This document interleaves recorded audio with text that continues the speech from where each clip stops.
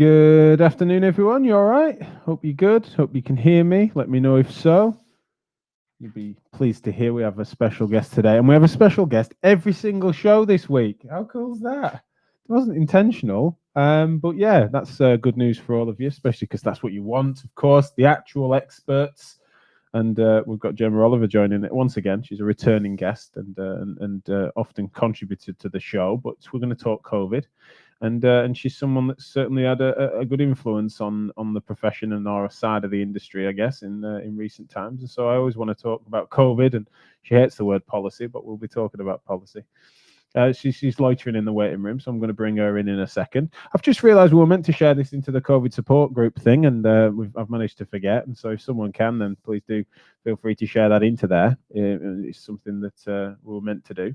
I noticed that Gemma's signal looks like it's not particularly good, but I'm going to bring her in and see if it's just my camera that's telling me that it's not behaving. But hopefully, Gemma's here. Gem, can you hear me?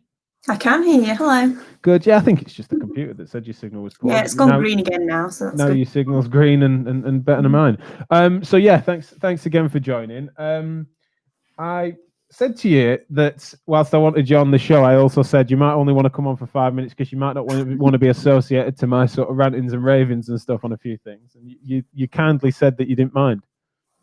No, absolutely. I think I can always join in / provide an alternative view, which I think sometimes is certainly not a bad thing, certainly not on these shows. But yeah, no, I think it's easy just to sort of join in, listen. Quite interested, obviously, always in what you've got to say, Stu. So yeah, we can do this together. No worries. Good. Well, Matt says we're actually streaming from the play park, making the most of it before lockdown. Yeah, yeah. Get your chance to lick the swings or whatever it is, but whilst you still can, Glimpse into your own place. Going cuddle the elderly and all sorts. No, don't go do that. That's silly.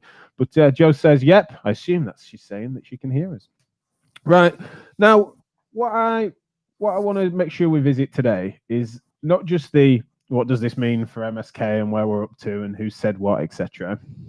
But also, I think it'd be smart if we could try and I'd share our personal thoughts generally as to how these things are, because it feels quite different, and it's different in some relevant ways. But we also don't want to be sort of cavalier and careless with the way that we say things. But then equally, I think you've heard me say before that too much caution is cowardice, and a sense of diplomacy is smart. But then equally, if there's things that we're thinking and not saying, that sometimes that is a gap that people don't appreciate. And so I'm going to start off by an admission from me, which I definitely, as I said earlier, I don't want to bandwagon you into, Gem, or anyone into, but it's just that, as people might have noticed on my social media, is that I listed a number of institutions of which I feel have been incompetent in recent times, in such a way that the way in which the public, and myself included, feel that they're going to go about interacting and even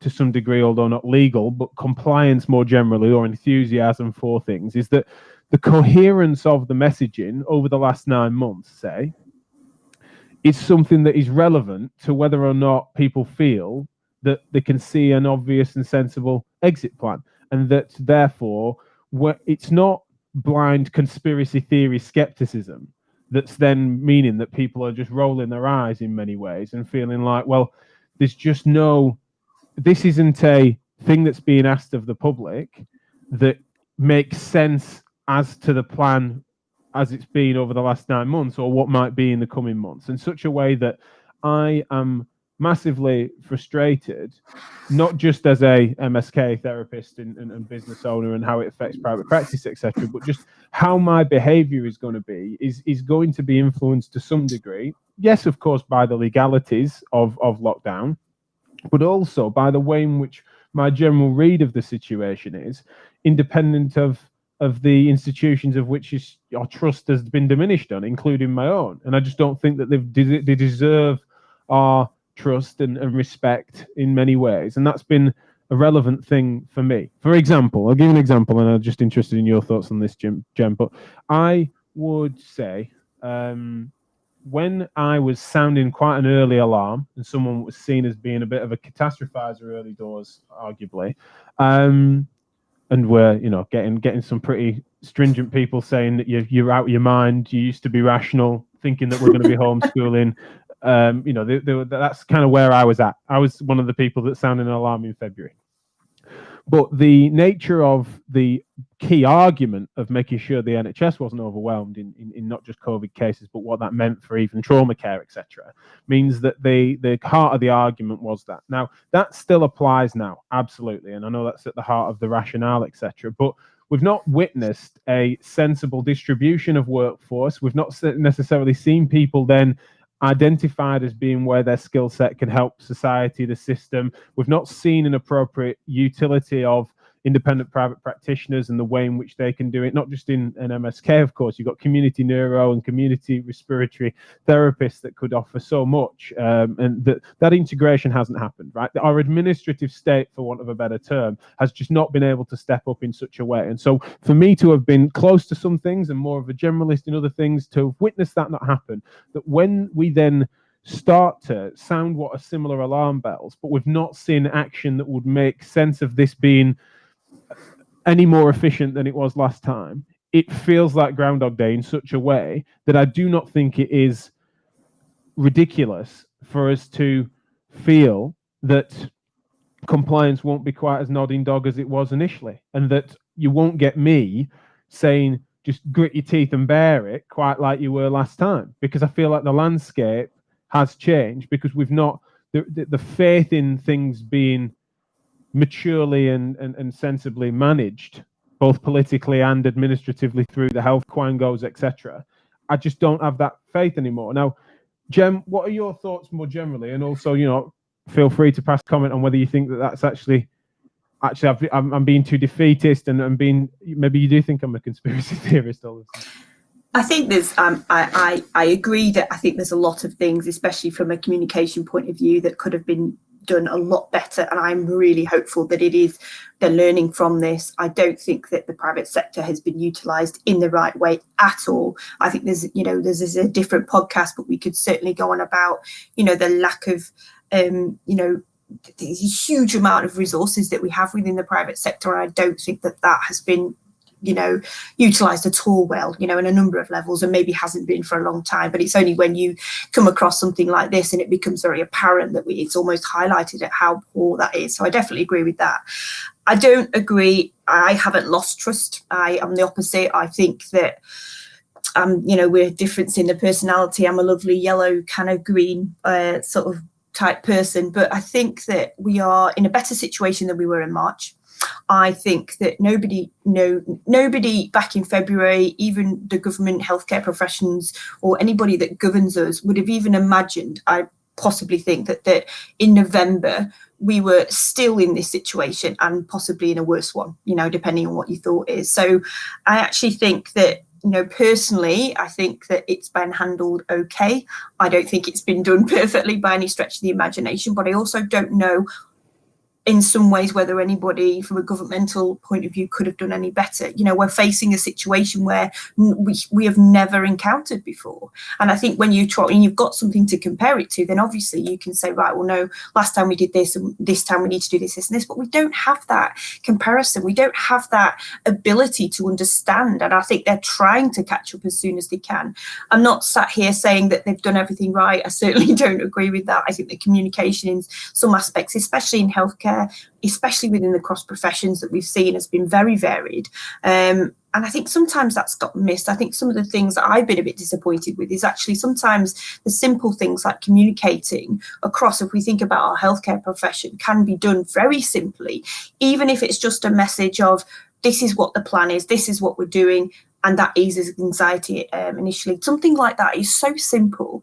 And I think in some ways, we get it right, and some groups get it right, and some groups get it massively wrong. And I think that has been quite disappointing for me. Now, you can take that higher, obviously from a Public Health England point of view, and some of the lists that you mentioned online the other day, that you feel, and you won't be alone in the fact that I think a lot of people will feel let down but I personally don't know what else they could have done, I think, in this situation. And yes, it needs to change. There's obviously, as I say, you're not alone in that thought process, but this is a new environment, it's a new situation, it's evolving all the time. We're certainly seeing that it's now unfortunately, yes, entering a second phase, which we all hoped it wouldn't, but it is, and we now have almost a second set of rules.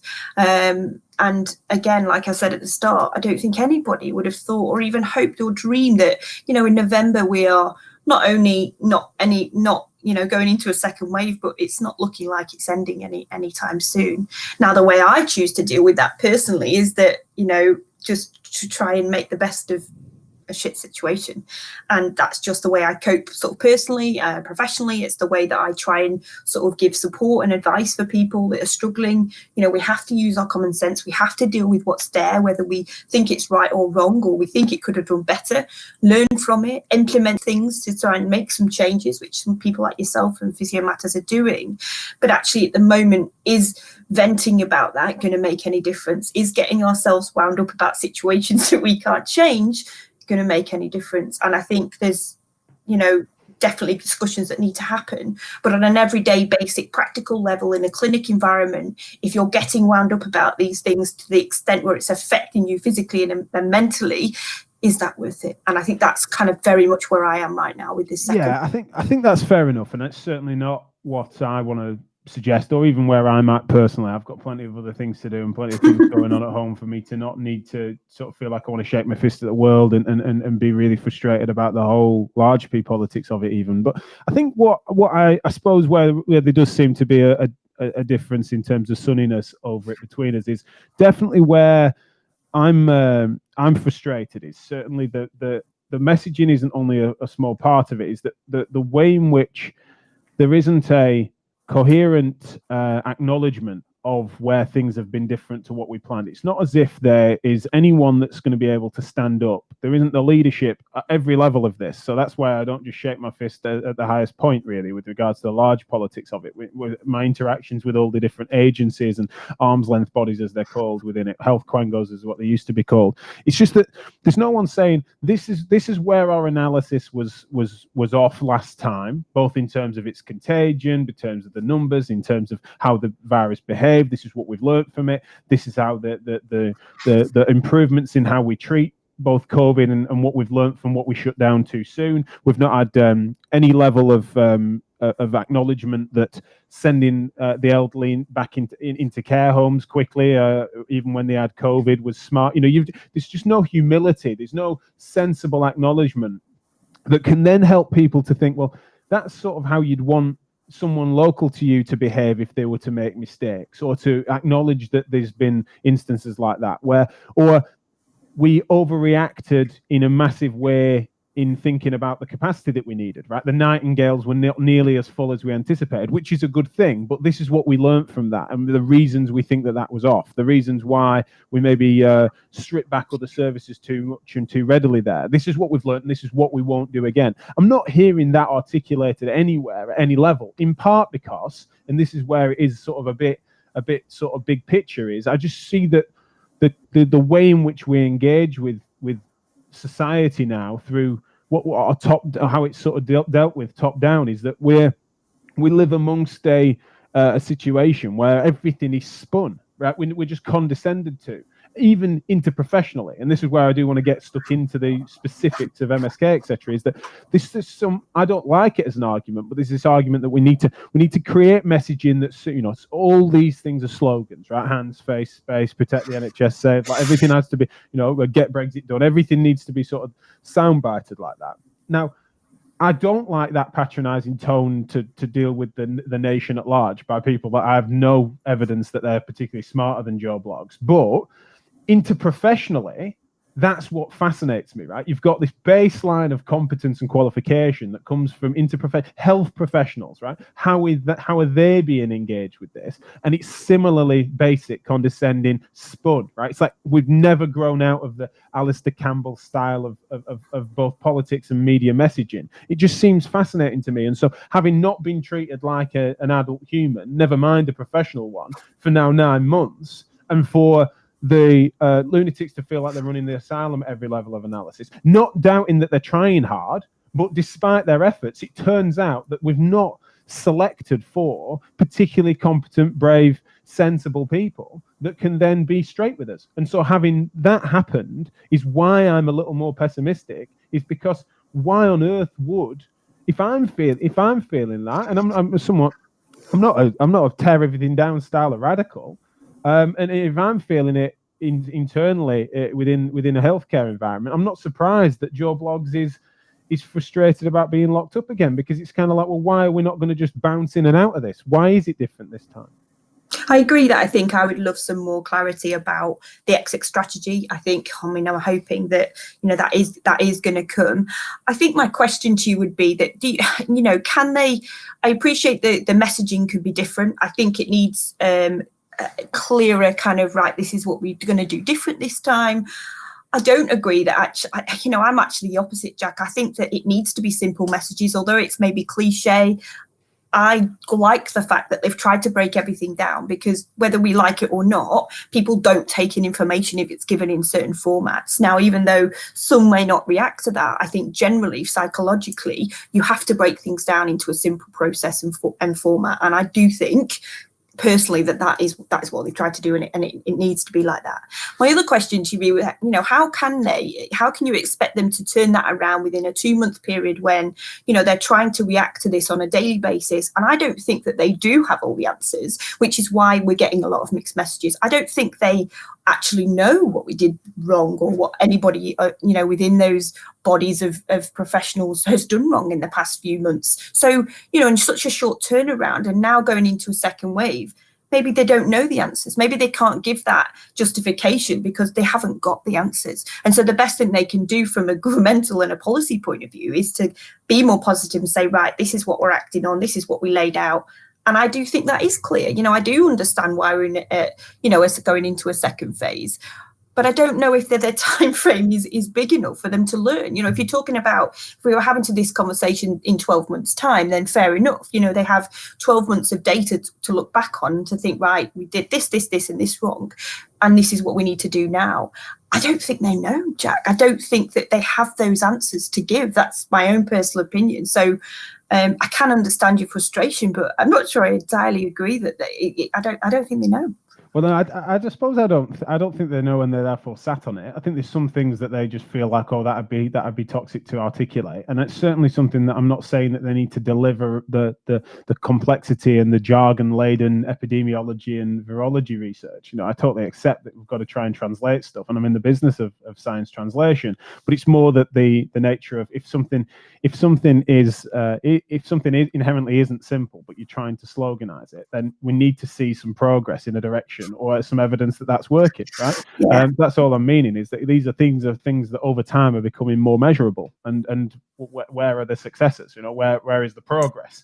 I think what I'm fascinated by with how it touches healthcare business now is, and it's where we can get to the MSK private practice piece, is that what we're witnessing is that the differences as we see it now, in terms of how contagious, how it affects different portions of society, how we can appropriately protect the effectiveness of PPE, of the right quantity and quality, and all that sort of stuff. That really matters with regards to how we engage with healthcare, and also the downstream sequelae of non-COVID situations and the amount of deaths that have occurred through other means outside of COVID. That massively matters as to how we should interface as an MSK community, and it changes the circumstance of what should be deemed urgent, not just in terms of what we can legally see, but what we should ethically be open to, and what we should be continuing with care for. That's what really matters. And I don't think by having not had a smart conversation about that side of it, right?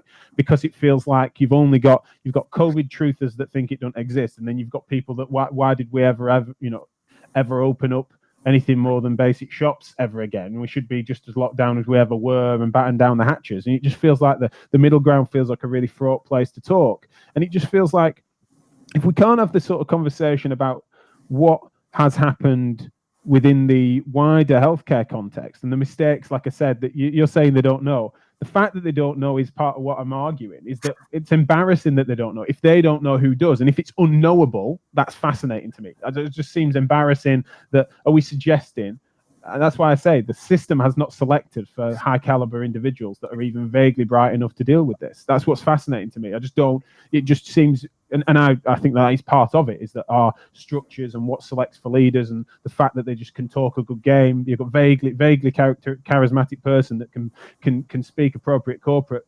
legalese, essentially then gets through to running departments or running organizations that then manage professionals, etc. And it just seems fascinating to me. So I think when I look at what I'm going to do, I'm going to comply within the law, but it's just that my patients in this clinic, that then the sense of when we were shutting down, not for legal reasons, but for ethical reasons initially, for anything other than having to go completely virtual and stuff, is in part because there were so many unknowns around the virus, and we also, PPE shortages, not knowing how effective certain types of PPE are, etc. means that if someone's got an ongoing rehab for an OA knee that's struggling for them to sleep in their own bed because it's that bad for them getting up and down the stairs, etc., and that the right care and compassion and reassurance within a rehab framework that they'd be seen, and they're otherwise socially isolated.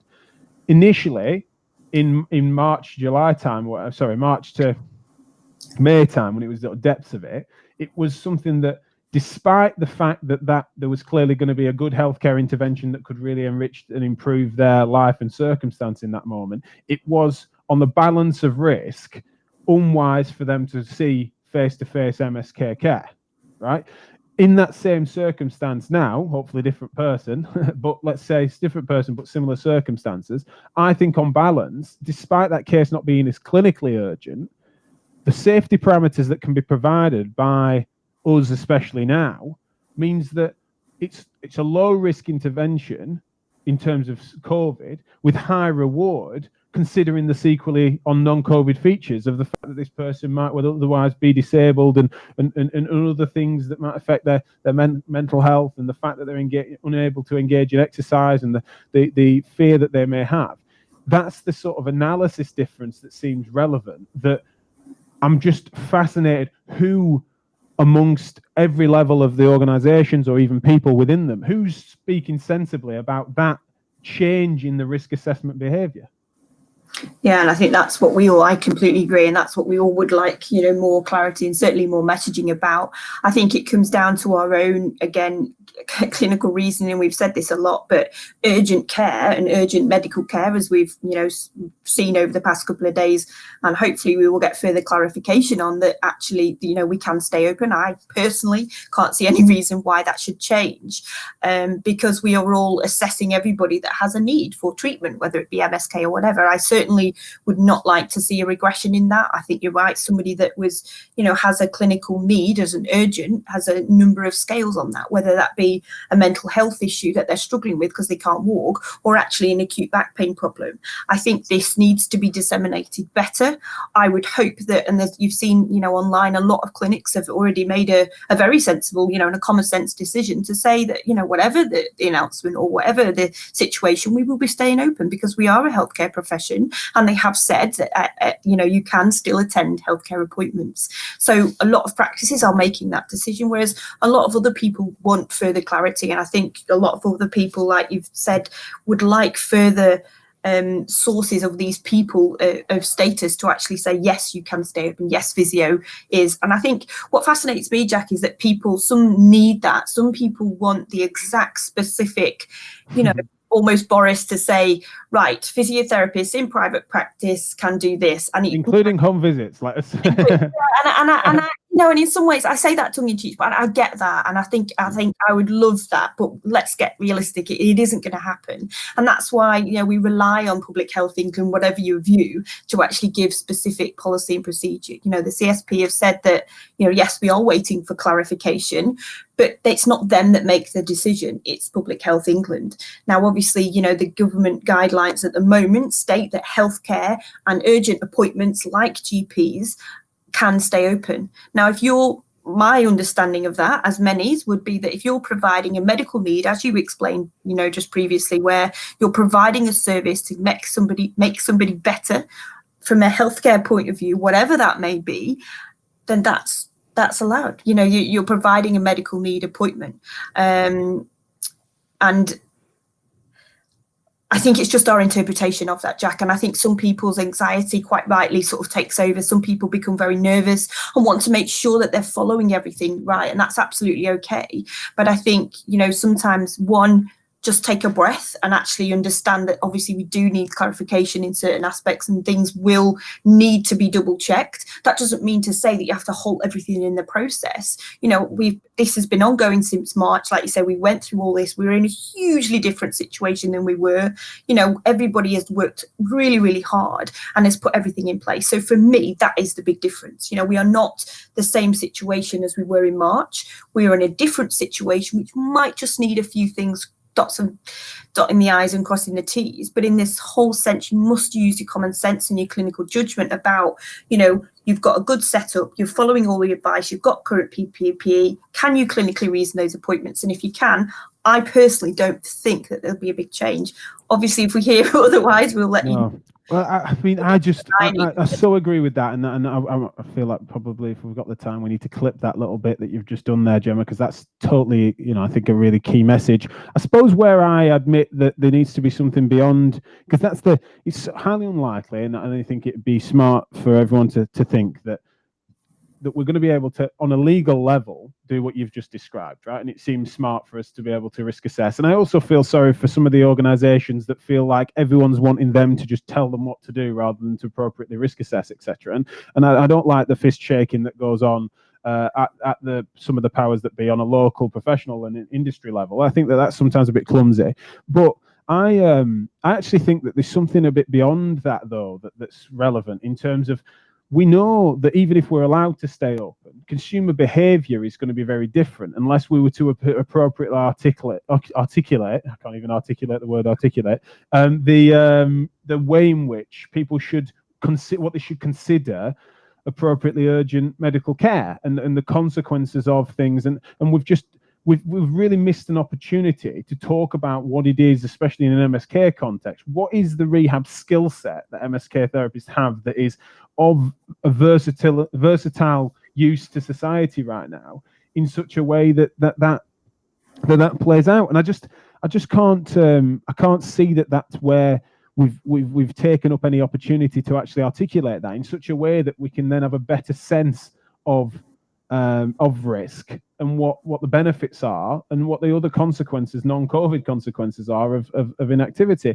I suppose on a final thing, and I noticed that the time's running short there, Jem, is that when I think about just on a physio level with the CSP, is that the way in which no one is going to have known as much about their roles, responsibilities, and constitution as I do, because it's part of my job is to know those things compared to random ass members. And I don't blame them for the fact that they've had some confusion over what they should and shouldn't do. But when people think, well, not only can I can legally see people, but would I be insured to do so? And would I then end up in a complex case? Or if I was publicly shamed on a local Facebook group about the fact that I'm open when I shouldn't be, is that something that there'd be any consequences to that if I was to be slandered? Or is it actually that I am going uninsured and it is ethically cavalier of me? There are people that are concerned about that, as well as the fact that on infrastructure level, the CSP having to understandably defer to some more specialized groups, saying physio first, of which far fewer are actual members. So you volunteer as a physio to be a CSP member by paying fees. You then pay fees into Physio First if you wish, and in doing so, that's a fair play to what they've been doing, and they've been doing their damned hardest. But that's a voluntary organisation as a subgroup within the CSP, of which there's no mandatory reason for anyone being involved in that. And despite them doing their best, is that the infrastructure that people want? Is that in this, especially in light of this situation? Is that an appropriate thing that you've just got a voluntary group of therapists that are responsible for CSP, CPD conferences? They're involved in sort of standards and accreditation and stuff. And then suddenly it's being put on them to try and help make some risk assessment decision making under a pandemic. It just seems a fascinatingly flawed model for us to go about things within a system that there's plenty of fees that get paid on the macro to organizations like that. It just seems so flimsy, and that on any given moment you can feel sorry for the people in power for the fact that there's sometimes a bad expectation balance. But when for years people, including myself, have been saying that this is not fit for purpose and it wouldn't take much to shake it and help and make it fall down, that's where you end up in a situation where I end up being less sympathetic. On a moment-by-moment basis, I'm incredibly sympathetic and see people working incredibly hard, but it's no fun I told you so for me when you see these things come down. So I see a difference in frustration from us. I love your calming force and voice, Gem, and I want that to continue. And I suppose, but I also hope that it's not inappropriate for me to have articulated where I sit with this at the moment. No, and I think your echo, we just go, and I can only go off the group that we've got, but we do have 3,500 people on there. And I think the last poll we did was that it was 75% sort of physio. So if you think from a CSP point of view, which obviously I'm involved with because that's my profession, I think your views are echoed, Jack. And I think it's unfortunate that we do seem to have a lot of frustration. I think there's a misconception that they have that the sort of registration format that you've just described, I don't think is understood quite as well. I think some people look to them to sort of have all these answers, when actually it's the Public Health England that set these standards, and you don't have to be registered with them. And this is the other misconception, I think. And I know Matt sort of put something on here which I'll try and answer later in some of the comments that we won't have time for now. But it is not just physios that we're talking about. Mike James put a lovely post on our group the other day about, and maybe on the SIF group, to say that this is a cross-professional sort of issue. This, the COVID doesn't just affect physiotherapists or allied health professionals. There's massage therapists and sports therapists which maybe don't have the governance to be under that healthcare bracket that we do. So for them, much more complicated, and I think it's challenging for them, and I think there's a lot that we can do interprofessionally to support each other, maybe more than we have been. That's where I'm very passionate. That's what the group's for. I think we need to keep talking. Your comments are definitely echoed, certainly in our group. People feel very let down from even just a messaging point of view, but hopefully things will start to improve, and we've just supporting and working together a bit more. Yeah, well, I think we'll consider some special broadcasts and stuff in the group, and I'll work with you on that as much as I can. Obviously, in the build up to Therapy Live Sport, which is going to be a busy week for us as well, which is exciting in many other ways, and certainly where I start to smile a little bit more. But yeah, I noticed the time. Sorry, I'm running late, and I'm meant to be in another meeting now with our friend Andy. So we best crack on. Thank you so much as ever for your time, mate, and we'll speak soon. No problem. Take care. Nice to speak to you, Jack. Cheers, mate.